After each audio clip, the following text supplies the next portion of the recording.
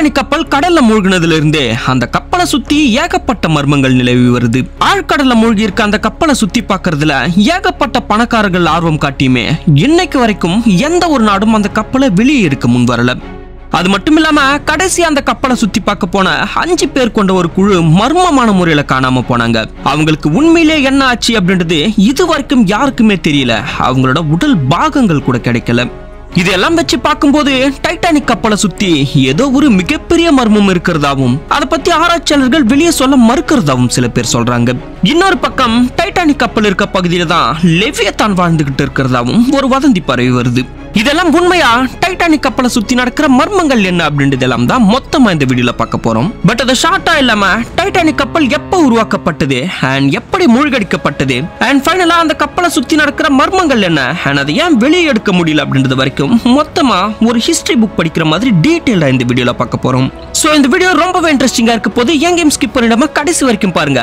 வீடியோக்குள்ள போறதுக்கு முன்னாடி நான் உங்ககிட்ட எதிர்பார்க்கறது ஒரே ஒரு லைக் மட்டும் தாங்க. சோ மறக்காம இப்பவே அந்த லைக் பட்டனை மட்டும் தட்டி விட்டுருங்க. அண்ட் சப்ஸ்கிரைப் பண்ணாதவங்க சேனலை சப்ஸ்கிரைப் பண்ணி முக்கியமா அந்த பெல் ஐக்கனை ஆல்ல போட்டுக்கோங்க. அண்ட் இப்போ வாங்க வீடியோக்குள்ள போலாம். டைட்டானிக் கப்பல் உருவாக்கப்பட்ட ஆண்டு 1909. அயர்லாந்துல இருக்க ஹார்லண்ட் அண்ட் வுல்ஃப் அப்படின்ற ஒரு தலை சிறந்த கப்பல் கட்டும் நிறுவனம் டைட்டானிக் அப்படின்ற ஒரு பிரம்மாண்டமான சொகுசு கப்பலை உருவாக்கணும்னு திட்டமிடுறாங்க.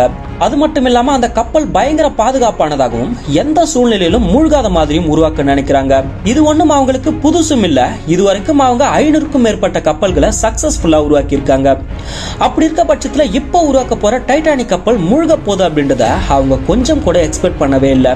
அண்ட் இந்த கப்பலை விலைக்கு வாங்கி பிசினஸ் பண்ண போற ஒயிட் ஸ்டார் லைன் கம்பெனியும் சரி, அந்த கப்பலை ஓட்ட போற 40 வருஷம் எக்ஸ்பீரியன்ஸ் உள்ள கேப்டன் ஸ்மித் கூட இந்த கப்பல் மூழ்கும் அப்படின்றத கொஞ்சம் கூட எதிர்பார்க்கவே இல்லை. சரியா 1909 ஜனவரியில ஹாலண்ட் அண்ட் வுல்ஃப் கம்பெனி கப்பலோட கட்டுமான பணியை தொடங்குறாங்க. சுமார் 2000 வேலையாட்களை வச்சு 26 மாதங்கள்ல கப்பலை முழுவதுமா கட்டி முடிக்கிறாங்க. அந்த கப்பலுக்கு டைட்டானிக்னு பேரும் வைக்கிறாங்க. கப்பல் கடல்ல மிதக்க தயாரா இருக்குன்னு தெரிஞ்ச உடனே அந்த கப்பலை விலைக்கு வாங்கின ஸ்டார்லைன் கம்பெனி அவங்களோட பிசினஸ் டாக்டிக்ஸை யூஸ் பண்ண ஆரம்பிச்சிட்டாங்க. குறிப்பா அவங்க அந்த கப்பலை விளம்பரம் பண்ண விதமே இது அன்சிங்கபிள் கப்பல், அதாவது மூழ்க முடியாத கப்பல் அப்படின்னு தான் மக்களுக்கு விளம்பரப்படுத்துறாங்க. இதுதான் அவங்க பண்ண ஃபர்ஸ்ட் மிஸ்டேக்கும் கூட. ஏன்னா அந்த விளம்பரத்தை பார்த்த மக்களோட எண்ணம் என்னவா இருந்ததுன்னா, மூழ்க முடியாத கப்பல்னா அப்ப எதுல இடிச்சாலும் மூழ்காதோ, அப்படி அந்த கப்பல்ல என்னதான் இருக்கும் அப்படின்றத பாக்குறதுக்காகவே நிறைய மக்கள் கூட்டம் கூட்டமா வந்து போட்டி போட்டு டிக்கெட்ஸ் வாங்கியிருக்காங்க. ஸ்டார்லைன் கம்பெனி எதிர்பார்த்ததை விடவே ரொம்ப சீக்கிரத்திலேயே டைட்டானிக் கப்பலோட எல்லா டிக்கெட்ஸும் வித்து தீர்ந்துடுச்சு. கப்பல் புறப்படுற அந்த நாளும் வந்துருச்சு. சரியா 10 ஏப்ரல் 1912 அன்னைக்கு இங்கிலாந்துல இருக்க சவுத் ஆம்ப்டன்ல இருந்து அமெரிக்கால இருக்க நியூயார்க் சிட்டிக்கு 2240 பயணிகளை ஏத்திக்கிட்டு டைட்டானிக் கப்பல் தன்னோட முதல் பயணத்தை தொடங்க தயாராயிருக்கு. அந்த பிரம்மாண்ட டைட்டானிக் கப்பல் புறப்படுறத பார்க்கவே பல ஆயிரம் மக்கள் அன்னைக்கு திரண்டு வந்திருந்தாங்க. அதுல பயணம் செய்ய போற 2240 பயணிகளும் கப்பலுக்குள்ள பயங்கர ஆரவாரத்தோடு ரொம்பவே எக்ஸைட்மெண்டா இருந்தாங்க. அன்னைக்கு வெதர் கண்டிஷனும் ரொம்ப கூலா இருந்துச்சு. அட்லாண்டிக் பெருங்கடல் பயங்கர காமா இருந்துச்சு. கப்பல் புறப்படுறதுக்கான எல்லா ஏற்பாடுகளும் கப்பலுக்குள்ள மும்முரமா நடந்துகிட்டு இருக்கு. கேப்டன் ஸ்மித்தும் காமா கப்பலை செலுத்த தயாரா இருக்காரு. அந்த டைம்ல தான் அவருக்கு கப்பலோட ஓனர் கிட்ட இருந்து, அதாவது ஸ்டார்லைன் கம்பெனியோட ஓனர் கிட்ட இருந்து ஒரு முக்கியமான மெசேஜ் வருது. அது என்னன்னா, எக்காரணத்துக்காகவும் டைட்டானிக் அதோட டெஸ்டினேஷன் அடைய தாமதமாகவே கூடாது. நம்ம பிளான் பண்ண மாதிரியே சரியா 7 நாட்கள்ல, அதாவது ஏப்ரல் 17 அன்னைக்கு கப்பல் நியூயார்க்கை ரீச் பண்ணியே ஆகணும். அப்படி ஒருவேளை கப்பல் தாமதமா போய் சேர்ந்தா நம்ம கம்பெனியோட பேர் கெட்டுடும். உலகத்தோட மிகப்பெரிய சொகுசு கப்பல் மூழ்க முடியாத கப்பல் எல்லாம் விளம்பரம் பண்ணாங்க. ஆனா முதல் பயணத்தின் போதே தாமதமா வந்து சேருதுன்னு மக்கள் மத்தியில ஒரு பேர் ஏற்பட்டுடும். இதனால நம்ம கம்பெனிக்கு மிகப்பெரிய லாஸ் ஆகிடும். சோ நீங்க என்ன பண்ணுவீங்களோ தெரியாது, 17ஆம் தேதி அன்னைக்கு கப்பல் நியூயார்க்ல இருந்தே ஆகணும்னு ஸ்ட்ரிக்ட்டா சொல்லியிருக்காரு. இதுதான் அவங்க பண்ண 2வது மிஸ்டேக்கா அமைஞ்சிடுச்சு. பயணத்தை தொடங்கறதுக்கு முன்னாடியே கேப்டனுக்கு 7 நாள் காலக்கெடு கொடுத்ததால ஆரம்பத்துல இருந்தே கப்பல் வேகமா செலுத்தப்படுது. சொல்ல போனா கப்பலோட வழக்கமான வேகத்தை விடவே அதிக வேகத்துல தான் செலுத்தப்படுது. இப்படியே 3 நாள் தொடர்ந்து பயணிக்க ஆரம்பிச்ச டைட்டானிக் கப்பல் பிரான்ஸ்லயும் அயர்லாந்துலயும் நிறுத்தப்பட்டு அங்க இருந்து தன்னோட கடைசி 3 நாள் பயணத்தை நோக்கி, அதாவது நியூயார்க்கை நோக்கி போய்கிட்டு இருக்கு.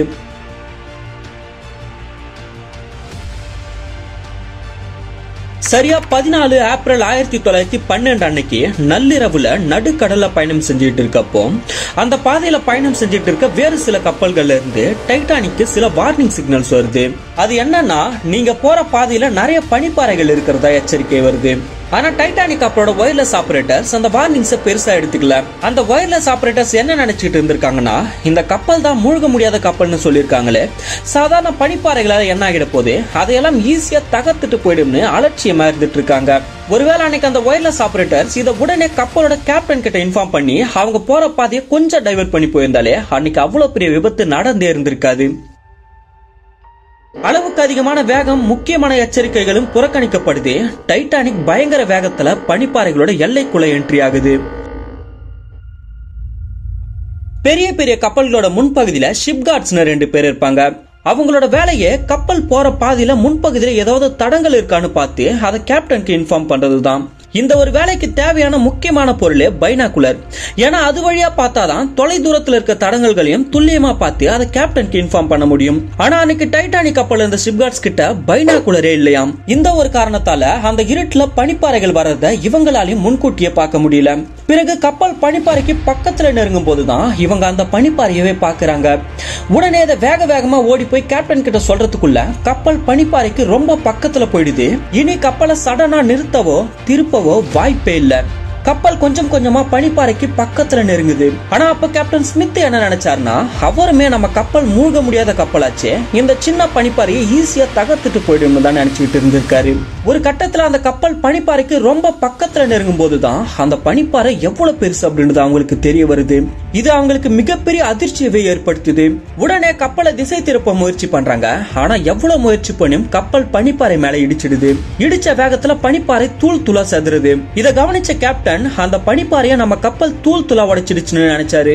ஆனா அங்கதான் ஒரு மிகப்பெரிய ஆபத்து ஏற்பட்டு இருக்குன்னு அந்த கேப்டனுக்கும் அவரோட க்ரூ மெம்பர்ஸ்க்கும் அப்ப தெரியல. கப்பல் பனிப்பாறையில பயங்கர வேகத்துல மோதினதால கப்பலோட கீழ்ப்பகுதியில இருந்து 16 பல்கட்ஸ்ல 5 பல்கட்ஸ் சேதம் அடைஞ்சிட்டு இருக்கு. ஒரு கணக்குப்படி டைட்டானிக் கப்பலோட 16 பல்கட்ஸ்ல 4 பல்கட் சேதம் அடைஞ்சாலுமே கப்பலால சர்வே பண்ண முடியும். ஆனா அன்னைக்கு நடந்த விபத்துல கப்பலோட 5 பல்கட் சேதம் அடைஞ்சிருக்கு. இதனால கப்பலோட ஃபர்ஸ்ட் ஃப்ளோர்ல இருந்து செகண்ட் ஃப்ளோர், தேர்ட் ஃப்ளோர் வரைக்கும் தண்ணி மேல ஏற ஆரம்பிச்சிட்டு இருக்கு. கப்பலும் கொஞ்சம் கொஞ்சமா தண்ணியில மூழ்கிக்கிட்டே இருக்கு. அப்போதான் இந்த கப்பல் மூழ்க போகுது அப்படின்றதையே கப்பலோட கேப்டனும் க்ரூ மெம்பர்ஸும் உணர்றாங்க. உடனே இந்த விஷயத்தை கப்பல்ல இருக்க எல்லா பயணிகளுக்கும் வேலையாட்களுக்கும் தெரிவிச்சுட்டு பயணிகளை எப்படி காப்பாத்துறதுன்னு திட்டமிட்டு இருக்காங்க. அந்த டைம்ல கப்பல்ல இருக்க சில பயணிகள் தானாகவே தப்பிக்கிறதுக்கு முயற்சி பண்றாங்க. உடனே கேப்டன் ஸ்மித் ரேடியோ சிக்னல் மூலமா பக்கத்துல இருக்க மத்த கப்பல்களுக்கு சிக்னல் அனுப்பிட்டு யாராவது உதவிக்கு வர வரைக்கும் பயணிகளை லைஃப் போட்ஸ்ல ஏத்தலாம்னு பிளான் பண்றாரு. அப்போதான் இன்னொரு அதிர்ச்சியான விஷயமும் தெரிய வருது. டைட்டானிக் கப்பல்ல மொத்தம் 32 லைஃப் போட்ஸ் வைக்க முடியும். ஆனா ஸ்டார்லைன் கம்பெனி நம்ம கப்பல் தான் மூழ்க முடியாத கப்பலாச்சு அப்படின்ற அலட்சியத்துல வெறும் 20 லைஃப் போட்ஸ் தான் வச்சிருந்திருக்காங்க. அந்த வெறும் 20 லைஃப் போட்ஸ்ல 2240 பயணிகளையும் ஏத்துறது சாத்தியமே இல்ல. இதனால அந்த மக்களுக்குள்ள பெரிய குழப்பம் நிலவுது. அந்த லைஃப் போட்ஸ்ல ஒருத்தருக்கு ஒருத்தர் முந்திக்கிட்டு சண்டை போட ஆரம்பிச்சிட்டாங்க. முதல் லைஃப் போட் இரவு 12:45 கடல்ல இறக்கப்படுது. இப்பதான் இன்னொரு தவறும் வெளிப்படுது. கப்பல்ல வேலை செய்யற க்ரூ மெம்பர்ஸ்க்கு சரியான ட்ரைனிங் கொடுக்காததால ஒரு லைஃப் போட்ல மேக்ஸிமம் எவ்வளவு மனிதர்களை ஏத்தலாம்னு அவங்களுக்கு தெரியல. பதற்றத்துல ஒவ்வொரு லைஃப் போட்லயும் அளவுக்கு அதிகமான மக்களை ஏத்தினதால சில லைஃப் போட்ஸுமே கடல்ல கவிழ்ந்து மக்கள் தண்ணியில தத்தளிச்சுட்டு இருந்திருக்காங்க. இதனால 1180 பயணிகளை காப்பாற்றுற அளவுக்கு கெப்பாசிட்டி இருந்த லைஃப் போட்ஸ்ல வெறும் 710 பேர் தான் காப்பாற்றப்பட்டிருக்காங்க. கொஞ்ச நேரத்துக்கு பிறகு கப்பல்ல ஏற்பட்ட ஷார்ட் சர்க்கியூட்டால டைட்டானிக்ல இருந்த எல்லா லைட்ஸும் ஆஃப் ஆயிடுது. சரியா 2:45 கப்பல் முழுவதுமா கடல்ல மூழ்குது. கப்பல்ல பயணம் செஞ்ச 2240 பயணிகள்ல 1530 பயணிகள் அந்த குளிர்ந்த கடல் நீர்ல மூழ்கி பரிதாபமா இறந்து போயிருக்காங்க. டைட்டானிக் கப்பல் கடல்ல மூழ்கினதுல இருந்து அடுத்த 70 வருஷமா அந்த கப்பலை கண்டுபிடிக்க நிறைய முயற்சிகள் நடந்தது. ஆனா அவ்வளவு பெரிய அட்லாண்டிக் பெருங்கடல்ல டைட்டானிக் கப்பல் எக்ஸாக்டா எந்த இடத்துல மூழ்கிச்சு அப்படின்றத யாராலுமே கண்டுபிடிக்க முடியல. கடைசியா 1985 தான் ராபர்ட் பெல்லட் அப்படின்ற ஒரு அமெரிக்கன் நேவி ஆபீசர் டைட்டானிக் கப்பல் மூழ்கி இருந்த அந்த எக்ஸாக்ட் லொகேஷனை கண்டுபிடிச்சாரு. அந்த கப்பல் அதோட டெஸ்டினேஷனான நியூயார்க் சிட்டில இருந்து சரியா 1200 மைல் தொலைவில் கண்டுபிடிக்கப்பட்டிருக்கு. 2 பாகமா உடைஞ்சு கிடந்த அந்த கப்பல் கடல்ல 12,500 4500 அடி, அதாவது கடலோட மேற்பரப்புல இருந்து 4 கிலோமீட்டர் ஆழத்துல கிடைச்சிருக்கு. 70 ஆண்டுகளுக்கு பிறகு டைட்டானிக் கப்பல் கண்டுபிடிக்கப்பட்ட தகவல் உலகத்தில் இருக்க எல்லா பெரிய பெரிய சயின்டிஸ்டோட கவனத்தையும் ஈர்த்தது. இதனால பல ஆராய்ச்சியாளர்கள் டைட்டானிக் கப்பலை ஆராய்ச்சி செய்ய முன் வந்தாங்க. பல்வேறு கட்டமான ஆராய்ச்சிகளையும் மேற்கொண்டாங்க. அதுல சில ஆராய்ச்சியாளர்களோட ஆராய்ச்சி முடிவுல டைட்டானிக் கப்பல் பனிப்பாறையில மோதி விபத்து ஏற்படல, கப்பல்ல ஃபயர் ஆக்சிடென்ட் ஏற்பட்டு தான் மூழ்கி இருக்கு அப்படின்றதுக்கான சில அறிவியல் பூர்வமான ஆதாரங்களை முன்வச்சு டைட்டானிக் த நியூ எவிடன்ஸ் அப்படின்ற ஒரு ரிப்போர்ட்டையும் வெளியிட்டாங்க. இந்த விஷயம் மிகப்பெரிய சர்ச்சையை ஏற்படுத்திச்சு. இது மட்டும் இல்லாம அன்னைக்கு மூழ்கினது டைட்டானிக் கப்பலே இல்ல அப்படின்ற இன்னொரு தியரி முன்வைக்கப்படுது. அது என்னன்னா 1910ல, அதாவது டைட்டானிக் ஷிப் அண்டர் கன்ஸ்ட்ரக்ஷன்ல இருந்த அந்த டைம்ல RMPS ஒலிம்பிக் அப்படின்ற இன்னொரு கப்பல் ஒரு நேவி கப்பலோட மோதி ஆக்சிடென்ட் ஆகியிருக்கு. அந்த கப்பலுக்காக இன்சூரன்ஸ் கிளைம் பண்ண போகும்போது ஒலிம்பிக் கப்பல் மோதினது உங்களோட தப்பு தான் சொல்லி அதுக்கு இன்சூரன்ஸ் கொடுக்க முடியாதுன்னு சொல்லி மறுத்துட்டு இருக்காங்க. அதுக்கப்புறம் JP மார்கன் அப்படின்ற ஒரு அமெரிக்கன் பினான்சியரோட ஆலோசனைப்படி ஒலிம்பிக் கப்பலோட பேரை டைட்டானிக்னு மாத்தி, இது ஏற்கனவே டேமேஜ் ஆன கப்பல், ஒரு சின்ன பிரச்சனை ஏற்பட்டா கூட கடல்ல மூழ்கிடும்னு தெரிஞ்சுமே அதை உள்ள அனுப்பியிருக்காங்க. அவங்க பிளான் பண்ண மாதிரியே கிட்டத்தட்ட 1500க்கும் மேற்பட்ட மக்களை பலி கொடுத்து மூழ்கினது டைட்டானிக் கப்பல் தான் சொல்லி $10 மில்லியன் இன்சூரன்ஸா கிளைம் பண்ணிருக்காங்க அப்படின்னு சொல்லப்படுது. இது மாதிரி டைட்டானிக் கப்பல் பத்தின எக்கச்சக்கமான மர்மங்களும் சர்ச்சைகளும் எழத் தொடங்கிச்சு. இந்த எல்லா மர்மங்களுக்கும் சர்ச்சைகளுக்கும் முடிவு கட்ட ஒரே வழி ஆழ்கடல்ல உறங்கிக்கிட்டு இருக்க டைட்டானிக்க வெளியே கொண்டு வரது மட்டும்தான். ஒருவேளை டைட்டானிக் கப்பலை வெளியே கொண்டு வர முடிஞ்சா அதுல இன்னும் நிறைய ஆராய்ச்சிகள் மேற்கொள்ளப்படும், நம்மளை ஆச்சரியப்படுத்துற நிறைய தகவல்கள் தெரிய வரும். சோ விஞ்ஞானிகள் டைட்டானிக்க வெளியே கொண்டு வர முயற்சியில ஈடுபட்டாங்க. ஆனா நம்ம கிட்ட 4 லட்சம் கிலோமீட்டர் தொலைவில் இருக்க நிலவுக்கு போற அளவுக்கு அட்வான்ஸ்டு டெக்னாலஜி இருந்தும் கடல்ல வெறும் 4 கிலோமீட்டர் தொலைவில் இருக்க டைட்டானிக் கப்பலை மட்டும் வெளியே கொண்டு வர முடியல. கடைசி வரைக்கும் அந்த கப்பல்ல இருந்து சில மெட்டல் திங்ஸ், ஒயின் பாட்டில், ஷூஸ் போன்ற பொருட்களை மட்டும்தான் வெளியே கொண்டு வர முடிஞ்சது. சரி, ஏன் இந்த டைட்டானிக் கப்பலை வெளியே எடுக்க முடியல? அப்படி அதுல என்னதான் பிரச்சனை இருக்குன்னு கேட்டீங்கன்னா, டைட்டானிக் வெளியே எடுக்கப்படாததுக்கான முதல் காரணமே கடல் நீரோட பிரஷர் தான். டைட்டானிக் கப்பல் கடல்ல 12500 அடி ஆழத்துல இருக்கு. அந்த ஆழத்துல கடல் நீரோட பிரஷர் ரொம்பவே அதிகமா இருக்கும். இது ஒரு சின்ன எக்ஸாம்பிளோட சொல்லணும்னா, ஒரு சாதாரண எனர்ஜி ட்ரிங்கான கடல்ல ஒரு 100 அடி ஆழத்துக்கு கீழே கொண்டு போனாலே அது கடல் நீரோட பிரஷர்ல எப்படி உள்ளுக்குள்ளே கிரஷ் ஆகுது பாருங்க. கடல்ல வெறும் 100 அடி ஆழத்திலே இவ்வளவு பிரஷர் இருக்கும்னா அப்ப டைட்டானிக் கப்பல் இருக்கிறது 12500 அடி ஆழத்துல. அங்க எவ்வளவு பிரஷர் இருக்கும்னு யோசிச்சு பாருங்க. ஒரு செகண்டுக்கும் குறைவான நேரத்துல இந்த கேன் நொறுங்கி தட்டையாயிட்டு இருக்கும். இதே கான்செப்ட் தான் ரீசெண்டா கடல்ல காணாம போன டைட்டன் சப்மர்சிபிள்லயும் ஏற்பட்டு இருக்கு.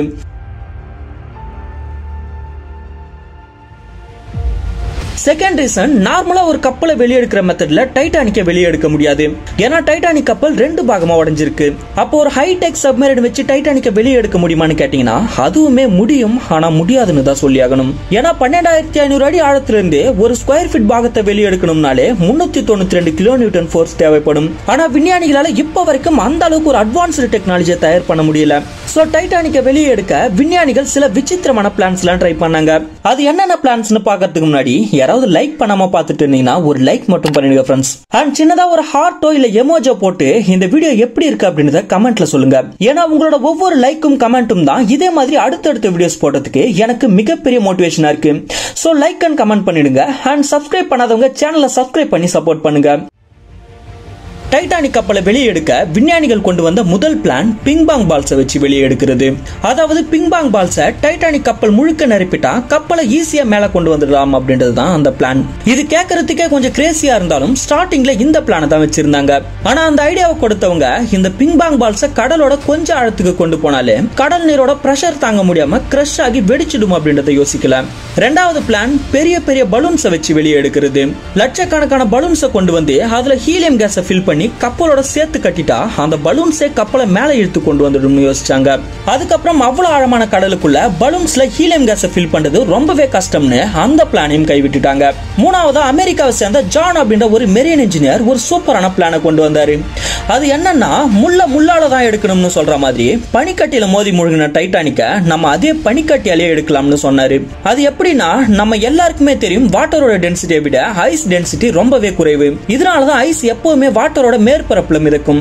சோ டைட்டானிக் மூழ்கி கிடக்கிற இடத்துல இருக்க தண்ணிய லிக்விட் நைட்ரஜன் யூஸ் பண்ணி ஃப்ரீஸ் பண்ணிட்டா கப்பல் ஆட்டோமேட்டிக்கா மிதந்து மேல வந்துடும். இது உண்மையிலேயே ஒரு நல்ல ஐடியாவா தான் இருந்துச்சு. ஆனா இதுலயுமே ஒரு சிக்கல் இருக்கு. இந்த பிளானை செயல்படுத்த 500,000 டன் லிக்விட் நைட்ரஜன் தேவைப்படும். அந்த அளவுக்கு லிக்விட் நைட்ரஜனை கடல்ல அவ்வளவு ஆழத்துக்கு கொண்டு போறது ரொம்பவே கஷ்டம். சோ இந்த பிளானும் கைவிடப்பட்டது. கடைசியா மிகாயில் ருட்னிஸ்கி அப்படின்ற ஒரு தலை சிறந்த ரஷ்யன் ஷிப் பில்டர் அவர் தரப்புல இருந்து ஒரு ஐடியா கொடுத்தாரு. டைட்டானிக் கப்பலோட மொத்த வெயிட் 1,43,000 டன். அந்த கப்பல் ரெண்டா உடைஞ்சதால அதோட வெயிட்டுமே பாதியா குறைஞ்சிருக்கும். நம்ம அந்த கப்பல்ல இருக்க மெட்டல் வேஸ்டையும் ரஸ்டையும் கிளியர் பண்ணிட்டா அதோட வெயிட் இன்னுமே கம்மியாகிடும். அதுக்கப்புறம் டைட்டானிக் ஷிப்பை பெரிய சங்கிலியில சேர்த்து கட்டிட்டா ஈஸியா வெளியே கொண்டு வந்துடலாம்னு சொன்னாரு. இந்த ஐடியா நல்லா இருந்ததால ஸ்டார்டிங்ல நிறைய கம்பெனிஸ் இதை செயல்படுத்த முன் வந்தாங்க. ஏன்னா டைட்டானிக் கப்பலை வெளியே எடுத்தா அவங்க கம்பெனிக்கு நல்ல பேரும் புகழும் கிடைக்கும். ஆனா இதுலயுமே ஒரு சிக்கல் வந்தது. டைட்டானிக் ரொம்ப வருஷமா கடல்ல இருக்கிறதால அதுல நிறைய ஓஷன் வேஸ்ட் இருக்கும். அந்த வேஸ்ட் எல்லாம் கிளியர் பண்ண நிறைய பவர்ஃபுல்லான வேக்யூம் மிஷின்ஸ் தேவைப்படும். இந்த ப்ராசஸ்க்கு அதிக அளவிலான கரண்ட்டும் தேவைப்படும். நிபுணர்களோட கணக்குப்படி இந்த ப்ராசஸ்க்கு கிட்டத்தட்ட 20 மில்லியன் கிலோவாட் கரண்ட் தேவைப்படும். அது மட்டும் இல்லாம அவ்வளவு கரண்ட் ப்ரொடியூஸ் பண்ண கடல்ல ஒரு ஃப்ளோட்டிங் பவர் பிளான்ட்டை கட்ட வேண்டியிருக்கும்னு சொன்னாங்க. சோ ஆரம்பத்துல பெரிய பெரிய கம்பெனிஸ் இந்த ப்ராஜெக்டை செயல்படுத்த முன் வந்தாலும் இதுல இவ்வளவு செலவு இருக்குன்னு தெரிஞ்சதால எல்லா கம்பெனிஸுமே பின்வாங்கிட்டாங்க. ஏன்னா இந்த ப்ராஜெக்ட் செலவை அவங்க மறுபடியும் ரெக்கவர் பண்றது ரொம்ப கஷ்டம். சோ இந்த ஒரு காரணத்தால தான் டைட்டானிக் கப்பலை வெளியே எடுக்க வழி இருந்துமே எந்த ஒரு கம்பெனியுமே அதுக்கு முன் வரல. இதுக்கப்புறமும் யாரும் டைட்டானிக்கை வெளியே எடுக்க போறதும் இல்ல அப்படின்றது தான் நிதர்சனமான உண்மை. ஓகே கைஸ், டைட்டானிக் கப்பல் எப்போ உருவாக்கப்பட்டது அப்படின்றதுல ஆரம்பிச்சு எப்படி மூழ்கிச்சு, ஏன் வெளியே எடுக்கப்படல அப்படின்றது வரைக்கும் எப்போ உங்களுக்கு ஒரு கிளாரிபிகேஷன் கிடைச்சிருக்குன்னு நம்புறேன். தென் டைட்டானிக் ஷிப்பும் லிவியத்தானுக்கும் எந்த தொடர்பும் இல்ல, அது வெறும் ரூமர் தான் அப்படின்றதும் புரிஞ்சிருக்கும்னு நம்புறேன். அப்போ இந்த லிவியத்தான் எங்க இருக்கு, அது நம்ம பூமியில உண்மையிலேயே இருக்கா அப்படின்றது தெரிஞ்சுக்க ஆசைப்பட்டீங்கன்னா ஸ்கிரீன்ல தெரியுற இமேஜை கிளிக் பண்ணி பாருங்க. அந்த வீடியோல லிவியத்தானை பத்தி டீடைல்டா சொல்லியிருக்கேன், மறக்காம பாருங்க.